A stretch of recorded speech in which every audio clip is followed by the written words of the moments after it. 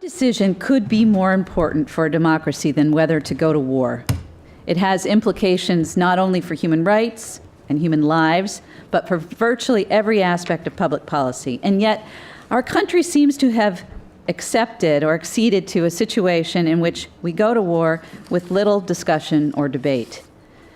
So, to direct our discussion about it, we've enlisted Mark Mazzetti, an award-winning journalist who has tenaciously pursued the truth in his coverage of U.S. counterterrorism in the post-9/11 era. Mark is a correspondent for the New York Times, where he has covered national security from the newspaper's Washington bureau since 2006. In 2009, he shared a Pulitzer Prize for reporting on the intensifying violence in Pakistan and Afghanistan and Washington's response to it. The previous year, he was a Pulitzer finalist for his reporting on the CIA's detention and interrogation program. Mark broke the story of the CIA's destruction of interrogation videotapes, for which he won the Livingston Award in 2008. Prior to joining the Times, Mark was a staff writer for the LA Times and a correspondent for U.S. News and World Report. He's the author of the book, The Way of the Knife, The CIA, A Secret Army, and a War at the Ends of the Earth, a New York Times bestseller. We have a terrific panel for you this afternoon. Mark's going to lead it. Over to you. Thanks very much, and thank you for that introduction. And I hope you're looking in your booklets to see the bios of my two distinguished panelists, because they are more impressive than mine. And I really am honored to be here, to be moderating this discussion. And we don't have a lot of time, and there's a lot to cover. So without any more introduction, let's sort of dig into the issues. So in the last couple days, we've really seen some extraordinary things about what was done as part of this secret war that's been waged since the September 11th attacks. The Senate Intelligence Committee's report on the CIA's detention interrogation program revealed details that even those of us who've been covering this for a long time were pretty floored by. And the CIA carried out these activities on the basis of a secret order that President Bush signed September 17th, 2001. It was what was called a memorandum of notification that went to the CIA, authorizing them to really wage this war around the world. The next day, President Bush signed a bill that had been passed by Congress called the Authorization for Use of Military Force, which is as important, if not more important, than that secret order to the CIA, because it authorized what Elisa was talking about, this global war conducted far outside of declared war zones with extraordinary executive power, and one that in many ways is the history of the 9/11 period, even more so than what we learned about happened in Afghanistan, in Iraq, and in Iraq. For those, this is an audience that no doubt is very familiar with the AUMF, but just a very quick thumbnail, it was a broad authority signed by Congress, authorized by Congress, giving President Bush and now, of course, President Obama, wide latitude to wage a war, basically to respond to the 9/11 attacks. So here we are 12 years later, and we're having a panel about the AUMF. And really the first question is, why? Why does it matter now? Steve? It's a good question. I think it matters now for two different, but I think equally important respects. And the first is, leaving aside ISIL for the moment, because that's the second part of this conversation, the conflict that Congress authorized in September 2001 has changed dramatically over the ensuing years. We have repeated statements from senior administration officials, including President Obama himself, that we have degraded, that we've decimated the core of al-Qaeda. There's ever-increasing discussion of pulling ground troops out of Afghanistan, the only place now where we actually have ongoing massive combat operations on the ground. And the question has become, become, what do we do with this 13-year-old statute that has no expiration date, that had no substantive trigger for when we would actually call it a day and declare the war won? Do we leave this authority on the books in perpetuity as new threats emerge, as new groups come out of the ether, as the threat shifts from Afghanistan and Pakistan to the Sahel, to the Horn of Africa? Or do we revisit this authority and ask whether Congress should get back into the conversation and calibrate whatever force has been authorized to the actual threats we face today? And so I think the concern that led to a discussion of revisiting the AUMF started long before ISIL came onto the scene and had everything to do with a concern that the AUMF was being increasingly appropriated to use force in places and against targets that Congress never contemplated. Now we add to that the complicating factor of ISIL and the fact that we now have a group that poses perhaps the biggest threat the U.S. has faced from a group other than al-Qaeda since 9/11. And we saw clumsy efforts by the administration to try to shoehorn some of what was happening against ISIL in Iraq and Syria into the 9/11 AUMF. Those efforts were met with widespread skepticism. So when you say why and why now, I think the answer is both, because the original AUMF has increasingly grown to be outdated and vestigial, and because there is now a new group that at least seems in some circles to demand a new statute, and it's hard to have those two conversations separately. So, Richard, I mean, the people responsible for the 9/11 attacks are either dead, in captivity, not all of them, of course, but al-Qaeda as we knew it on 9/11 is far different, right? And so how has the AUMF been stretched and pulled over the years to fit this changing dynamic? We've had drone strikes in Yemen by an al-Qaeda offshoot. We have groups that don't even associate with al-Qaeda now being killed under the AUMF. Can you talk a little bit about this push and pull over the last decade to try to make this continually relevant? Sure. So the AUMF in 2001 gave authorization for the president to go after essentially al-Qaeda and affiliated groups.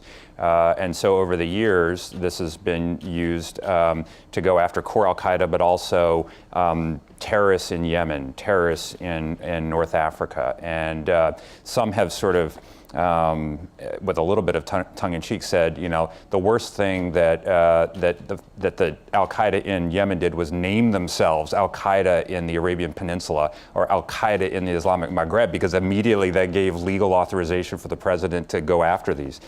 We see now, though, that even a group like ISIS, which has formally broken with al-Qaeda, is being pulled in under this authorization.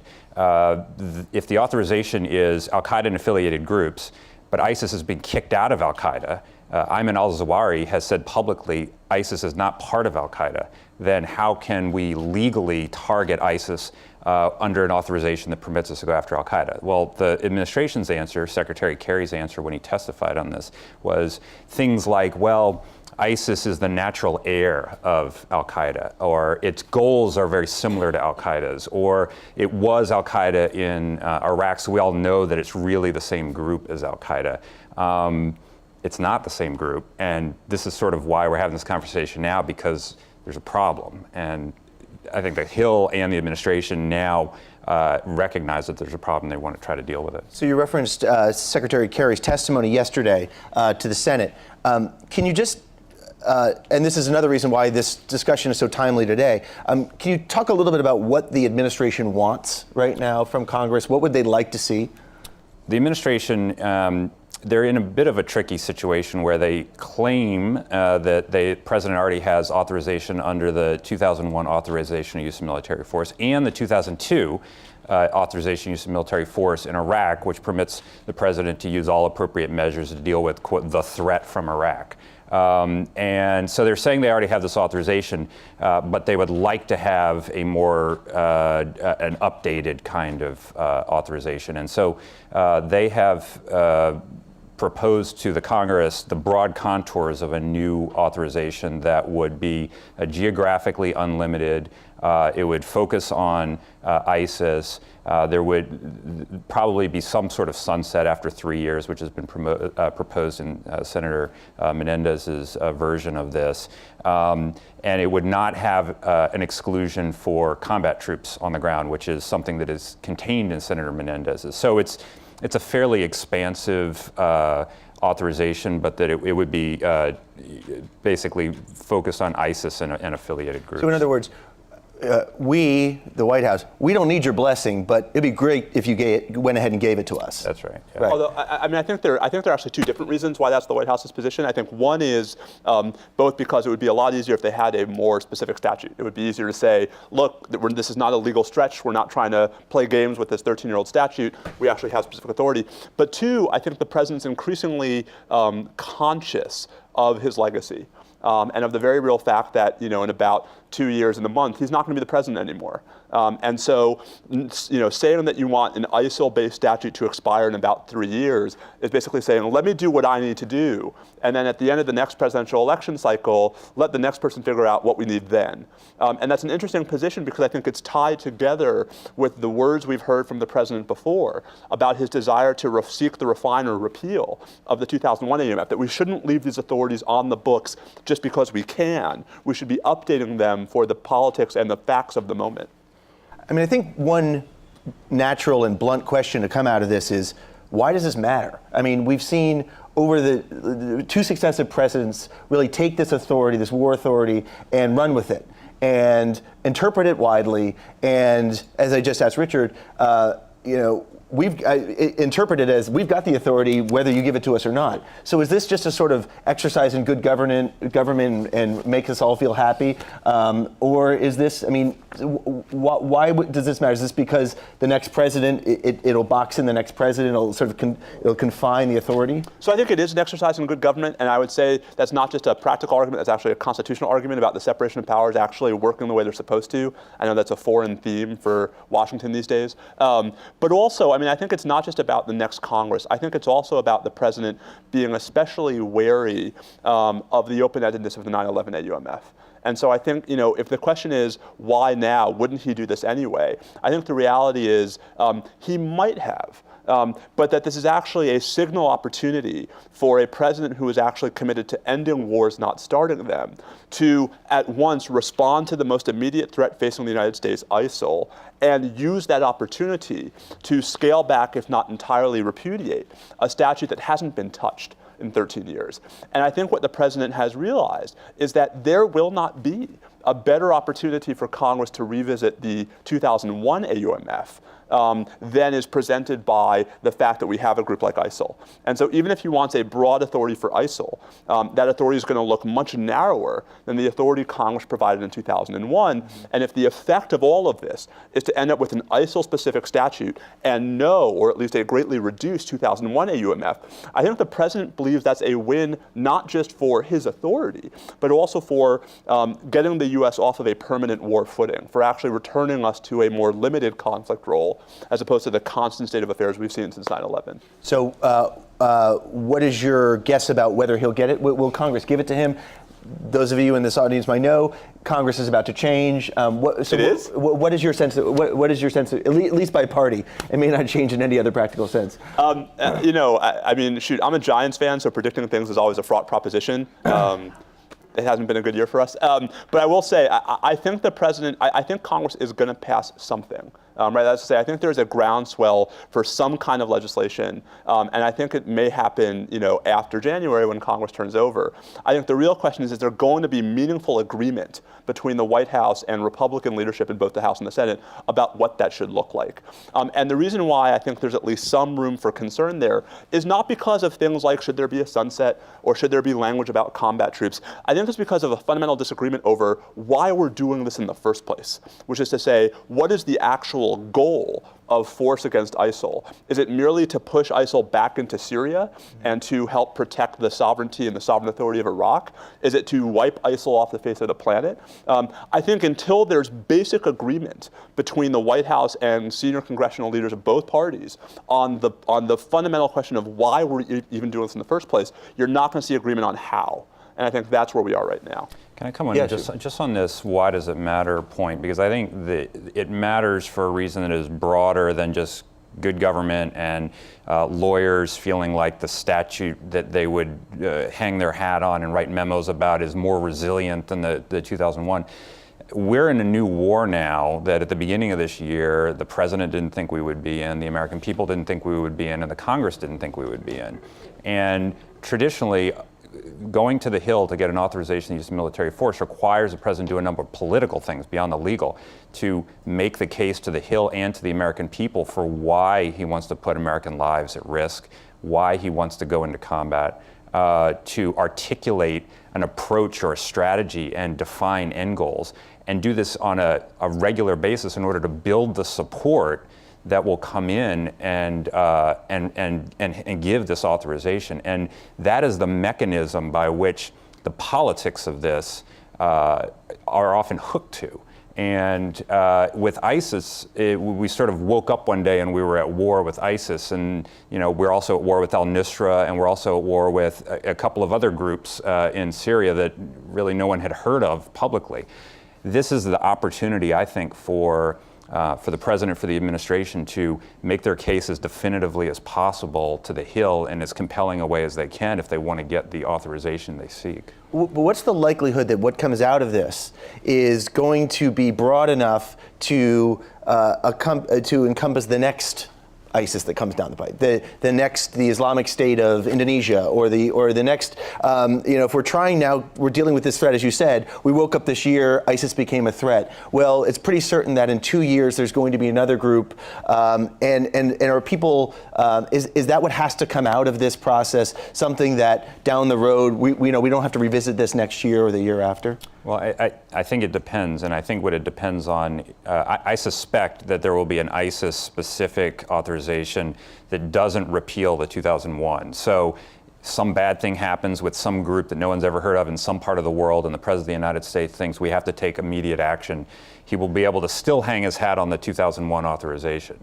Now, it's possible that a new authorization could supersede the 2001 authorization, in which case then you're stuck with having to either shoehorn that in or rely on your commander-in-chief constitutional authorities. But I guess I'm not sure why we should be scared of the go back to Congress scenario, which is to say, I think the one thing we learned from the 2001 AUMF is that there's actually a real danger to not requiring such re-upping, right? And that is to say, Congress, when it passed the AUMF in September 2001, we actually didn't know yet publicly that it was al-Qaeda and the Taliban. Obviously, key members of Congress had been briefed in on that. President Bush didn't go on TV and say it was al-Qaeda and the Taliban till 4 days after the AUMF was actually signed into law. But the fact that the statute doesn't say al-Qaeda and the Taliban has made it so much easier for the lawyers who, we both know too well, to make arguments that ISIL is a successor to al-Qaeda, that al-Qaeda in the Arabian Peninsula has the same name, so it must be part of al-Qaeda. I mean, it's a more sophisticated argument than that, right? But so I actually think it may very well be that what comes out of Congress is not sufficient to deal with the next threat that emerges in 3 or 4 years. And I think we should be perfectly okay with that, because the next threat may have nothing to do with al-Qaeda. It may have nothing to do with the reason why Congress passed the 2001 AUMF. And I think that's why this is such an interesting opportunity to really kill two very important birds with one stone, to say, here's what we need for ISIL, and here's where the original 2001 AUMF has outlived its purpose and can be restrained so that we don't have future administrations of whatever ilk arguing that groups that have no affiliation to al-Qaeda whatsoever, people who weren't alive on 9/11, are somehow covered by a statute that was passed in direct response to 9/11. And let me just say briefly, and it's worth remembering that the original bill that the Bush administration submitted to Congress that became the AUMF was broader and was not tied to the groups who attacked us on 9/11. It was actually a much more general authorization to use force against terrorist groups. I think it would be a terrible mistake if we make today the very mistake that Congress averted back in the first emotional moments after 9/11. So about a year and a half ago, President Obama gave a big speech at the National Defense University that talked about a lot of things. One of them being that this war needs to end at some point. It needs to be get on a firmer legal footing. It needs to be more transparent than it has been. So here we are a year and a half later. And were you holding your breath? No, not particularly. But were those empty words? Were those? How has the president lived up to those promises of a year and a half ago? Not much. I think I think ISIL really threw that approach for a loop. Which is to say, I actually think there had been before the summer discussions going on in Congress about more transparency into the AUMF, about perhaps putting in a sunset. Senator Paul had actually started to make noise about sunsetting the AUMF long before ISIL was on our radar screen. I think the problem is that ISIL provoked a reaction that went counter to that. And the administration, rather than owning it, and rather than saying, yes, this is the exact conversation we've been saying we need to have, actually reverted into, oh, well, that's a very different scenario. We have different authorities. It's not the same problem. So I think we've seen very little progress on that front. And I think that's why you see more and more pressure and noise from Congress about legislating this, about writing into a new ISIL statute, greater transparency requirements, more specific limits on where force can be used and by whom, and so on. Mm-hmm. How would you grade the president since the speech? Well, I do think ISIS sort of reshuffled things. It's somewhat ironic now that the president is relying for authority on an AUMF that he said he once repealed, the 2001, and an AUMF that he said he totally opposed, the 2002 Iraq AUMF. That's sort of what the president has to rest his authority on to take the kind of actions that he's taking today. I remain perplexed by the at least the tactics that the White House is engaged in here. When the president was on the verge of attacking Syria, the White House sent up a draft authorization use of military force, which is a standard way of proceeding, where the White House sort of submits draft language and it becomes the basis for an authorization. This time they have not done that. They've said they're not going to do that. But aren't those two related? Don't you think part of why they're not doing it this time is because of what happened last summer with Syria? Well, I don't know how you solve any of your problem by having the Congress sort of, do its thing. The president essentially said after the elections they wanted to do this in the lame duck session. We now have a grand total of about 2 days left in the lame duck session, so that's not going to happen. There's been one hearing where Secretary Kerry sort of came up and laid out broad principles. They've declined to submit draft language, and so this will inevitably get kicked to January, if not February or March, and it just doesn't. I'm perplexed by what you achieved by that way of proceeding. Well, let me go back to this sort of why does it matter and who cares question. And this is a particular interest of mine. We've seen in the last 13 years not only the traditional types of combat and even untraditional types of combat, but carried out by the military. So much of it has been done covertly. So much of the war over the last 13 years has been waged by the CIA using covert action authority, different authorities. It's my understanding, really, than anything the AUMF officially authorizes because it's covert. Going forward, isn't it just still the right of the future president to whatever Congress decides on an AUMF to say we're going to continue to do things covertly because the American people seem to be okay with it, and sort of secret war is just here to stay?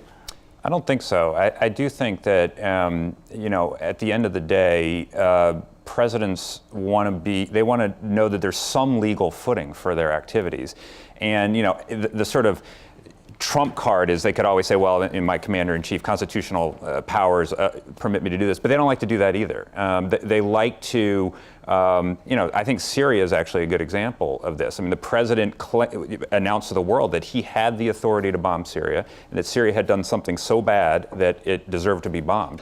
But he wanted legal or at least political support for that action from another branch. And so I do think at the end of the day that matters. I don't think it's just that the president or administrations kind of think to themselves, well, this will probably be okay and we'll probably do all right with this, so it doesn't really matter what the law says. I agree with Rich. Let me just illustrate that with an example. I mean, take the targeted killing of Anwar al-Awlaki. Right. So based on what we know from the Justice Department white paper, the operation was justified based on a combination of authority under the 2001 AUMF and under the president's Article 2 self-defense authorities. Does that mean that but for the AUMF, the strike wouldn't have taken place? We don't know. But I do think that any president would be more reluctant, would be more unwilling to really push the envelope of his self-defense authorities in the absence of some statutory support. So I think it's certainly true that if the president perceives a real and genuine threat to the U.S., he's going to use any remote fig leaf of an authority to act to protect the United States. But those fig leaves actually can matter quite a lot. And when those fig leaves actually are meaningful and have constraints built into them, I think presidents are going to especially think twice about exceeding or contravening those constraints. The problem with the 2001 AUMF is it has no constraints. It's 60 words. It just says the president is authorized to use all necessary and appropriate force against those groups he determines were responsible for 9/11. If the president turned around tomorrow and said the New York Mets were responsible for 9/11, the statute seems to say that's covered by the statute, and indeed the Mets couldn't be any worse. So I think the reality is that the AUMF, we've learned that the AUMF has problems, but the biggest problem is not that it's a statute. The biggest problem is that it's a statute with no constraint. And so meaningful constraints going forward, whether they're honored or honored in, whether they're honored 100% or 90%, they're still constraints. So we have a little more than 10 minutes, and I wanted to make sure we left time for questions because what you are interested in asking is probably more interested in what I have already asked. So why don't we take some questions and direct them to whomever you would like, and as always, please ask a question, not make a statement. Yes, sir. Hi, my name's Charlie Martell. I'm a law professor from Washington and Lee Law School, and I want to thank you all for an engaging panel and for helping me teach my class next semester, which is on this very subject and which Professor Vladek has generously agreed to guest in. Can't we just play this video, Charlie? That would be great. I'm done. I would just give the exam. But my question is about the concept of affiliated forces. And I wanted to ask you all, to talk about how it was born and how it evolved, and what Congress could or should do to define exactly who it is we're fighting and what and where and for how long, to cabin the kind of growth and metastasizing of forces in transparency that, at least in my judgment, are in part related to that affiliated forces concept. So let me take a shot, and then Rich can tell me how I get it wrong. So the 2001 AUMF doesn't specifically use the phrase associated forces. It refers to those persons, groups, or organizations that were responsible for 9/11.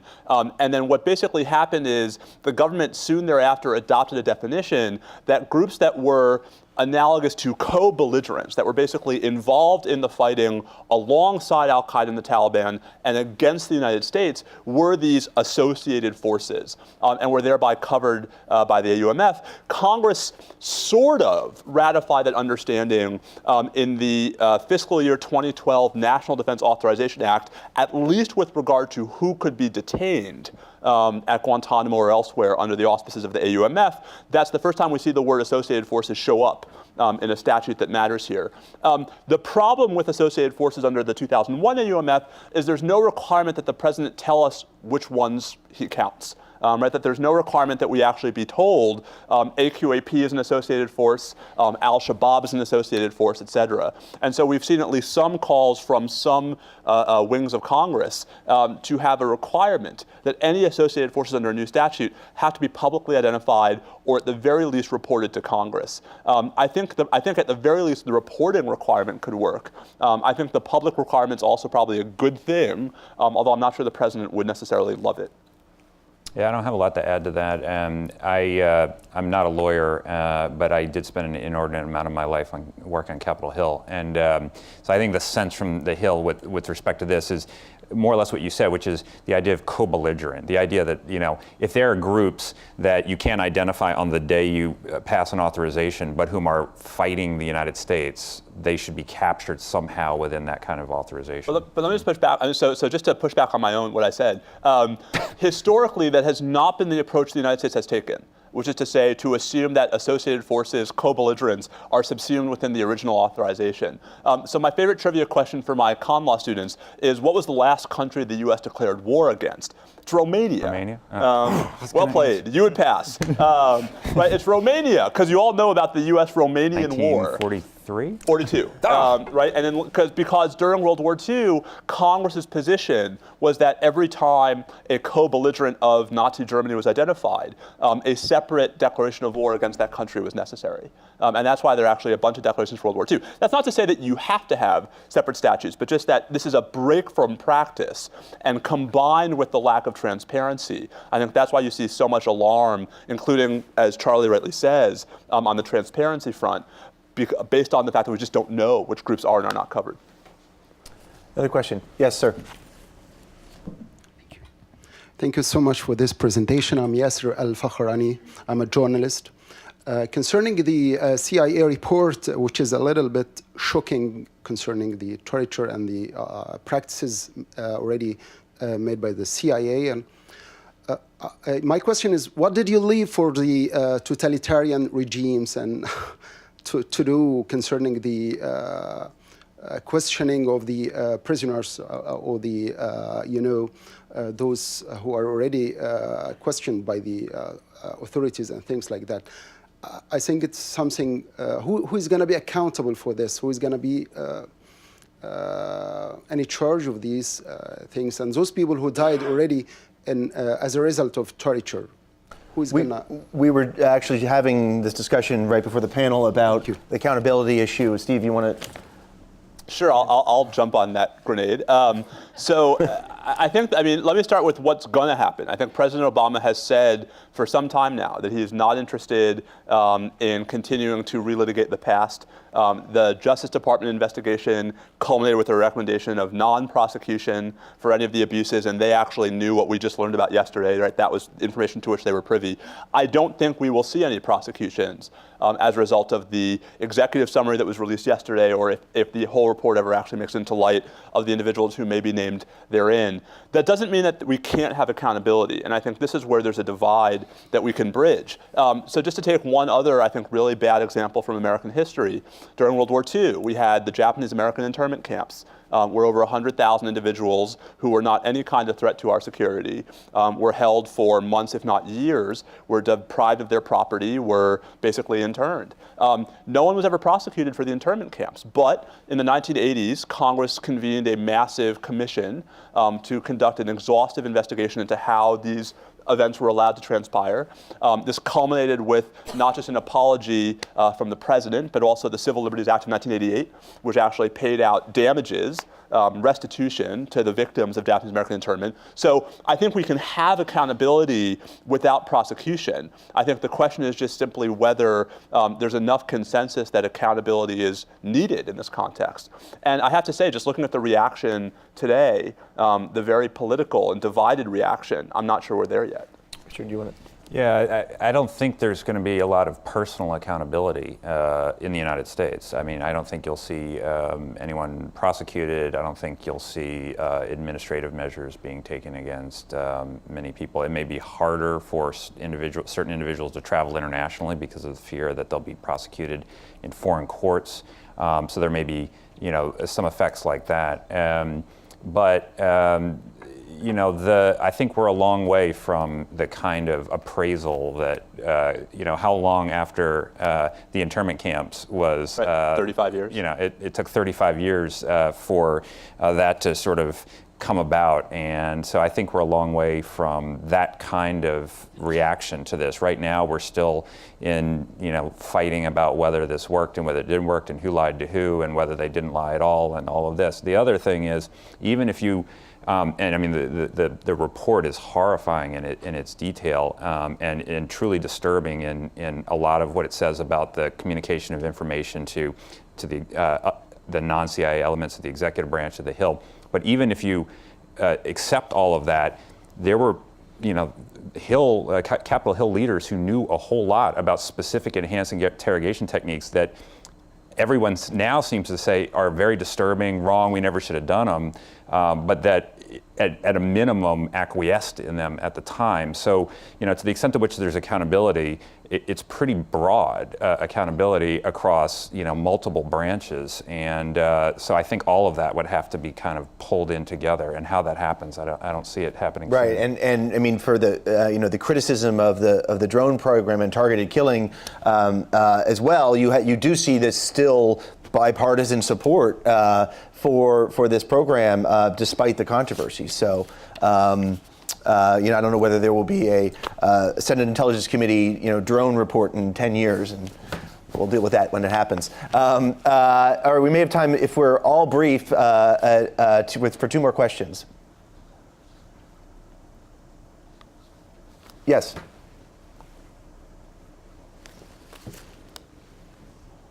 Hi, I'm Jeff Abramson. I work a lot on weapons and human rights issues.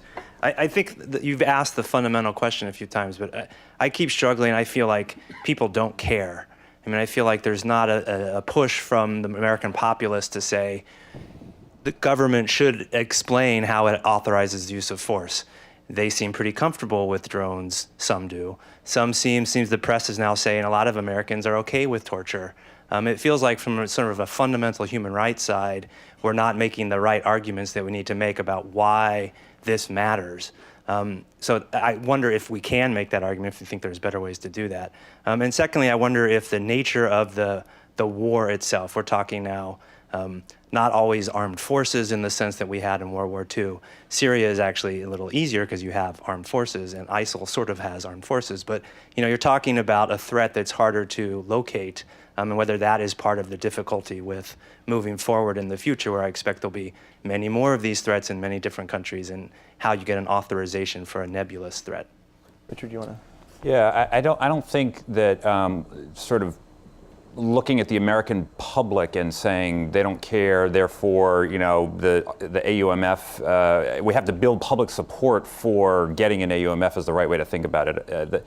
The American public before the Iraq War, before the war, before we went to war in Afghanistan, they don't clamor for an authorization of the use of military force. They don't even clamor for, the demonstrations in the streets are not saying we really need a well-articulated strategy from the president that's briefed at a periodic basis to Congress.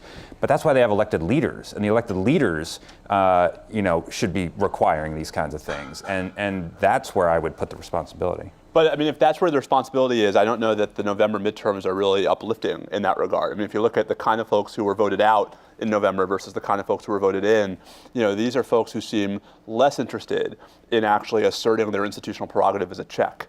And more interested in actually figuring out how to facilitate military action. So, I think the responsibility lies with all of us. I think it lies with those of us who are active in the human rights community. I think it lies with those of us who are teachers, those of us who are journalists, to actually make sure we are educating people and to actually see that, to try to remind Americans that they should care about drone strikes in non-battlefield areas outside the world, outside the United States, even if the target of a drone strike is someone who doesn't look like them.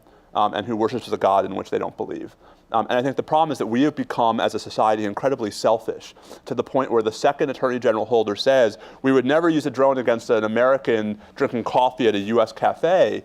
It seems to be that the public clamor goes away and the protest dies down. Right, the Rand Paul filibuster. The Rand Paul filibuster, yeah. Which I thought was a remarkable moment until it ended. Right, that is to say, filibustering the nomination of the CIA director on the ground that we need more accountability and transparency when it comes to who we believe we have the authority to use drone strikes against is, to me, the epitome of legislative responsibility. But the second Attorney General Holder said, don't worry, your Kentucky constituents are safe in Kentucky, Senator Paul went away. And I think that's the problem right now, that we have become so politicized in our discussion of national security policy that if there are no votes in it, no one cares. And there are never going to be votes in protecting non-citizens overseas from unnecessary and abusive uses of force. I think that's a pretty good way to end. And I'm being told depressing. Or depressing, but that's why we're here. And I'm being told to wrap up. So anyway, thank the panelists, and thanks for being a good audience and this good discussion. Thank you.